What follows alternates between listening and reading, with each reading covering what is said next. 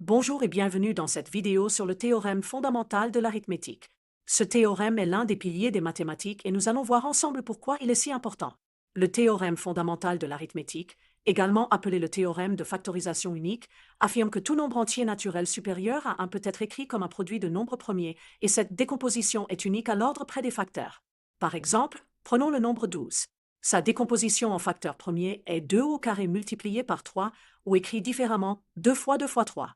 Mais avant d'aller plus loin, rappelons ce qu'est un nombre premier. Un nombre premier est un entier naturel supérieur à un qui n'a que deux diviseurs distincts, a et lui-même. Les premiers nombres premiers sont 2, 3, 5, 7, 11, 13, 17, 19, 23, etc. Par exemple, 7 est premier car il n'est divisible que par 1 et par 7. À l'inverse, 6 n'est pas premier car il est divisible par 1, 2, 3 et 6. Voyons maintenant comment décomposer un nombre au facteur premier. Une méthode courante est la division successive par des nombres premiers. Prenons l'exemple du nombre 60.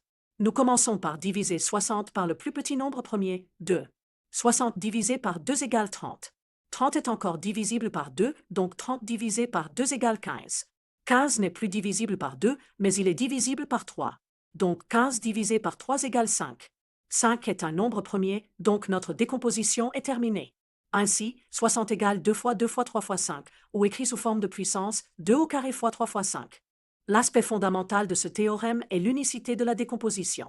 Cela signifie que pour un nombre donné, il n'existe qu'une seule façon de le décomposer en produit de facteurs premiers si on ne tient pas compte de l'ordre des facteurs. Par exemple, pour 60, la décomposition 2 au carré fois 3 fois 5 est unique. On pourrait réécrire les facteurs dans un ordre différent, comme 2 fois 5 fois 2 fois 3, mais les facteurs premiers eux-mêmes et leur puissance sont toujours les mêmes. Ce théorème a de nombreuses applications en mathématiques et en informatique. Voyons quelques exemples. Premièrement, calculer le plus grand commun diviseur de deux nombres. Par exemple, pour trouver le PGCD de 48 et 60, nous pouvons utiliser leur décomposition en facteurs premiers. 48 égale 2 puissance 4 fois 3 et 60 égale 2 au carré fois 3 fois 5. Le PGCD est obtenu en prenant les facteurs communs avec la plus petite puissance. Ici, ce sont 2 au carré et 3, donc le PGCD est 2 au carré fois 3, ce qui fait 12. Deuxièmement, ce théorème est à la base de la cryptographie RSA, largement utilisée pour sécuriser les communications sur Internet. Pour conclure, le théorème fondamental de l'arithmétique est un pilier des mathématiques qui garantit l'existence et l'unicité de la décomposition en facteurs premiers de tout entier naturel supérieur à 1. Ce théorème est crucial pour de nombreux domaines des mathématiques et de l'informatique, notamment la théorie des nombres, la cryptographie et l'algèbre.